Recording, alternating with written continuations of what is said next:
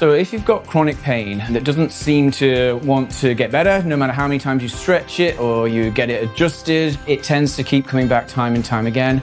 The current thinking is this could now actually be a problem known as adhesions. Adhesions are where the scar tissue, the gluey nature of scar tissue, builds up in between the different planes of motion. So for example, it's most common between nerves and muscles, and it stops the nerve from being able to glide in between the muscle and therefore to function freely. This can then cause anything from tingling, pain, to loss of function when it gets really, really bad.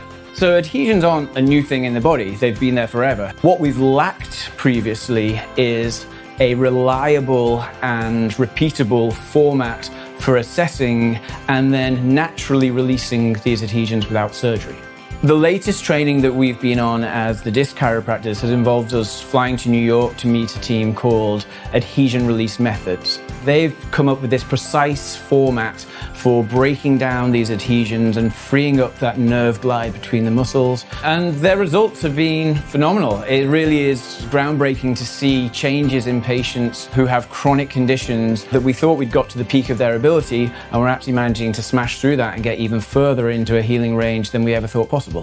Adhesion release is targeted, it is intense, but it should always feel controlled and tolerable. And inevitably, any discomfort is well worth it when we start to get the freedom of movement achieved with the results.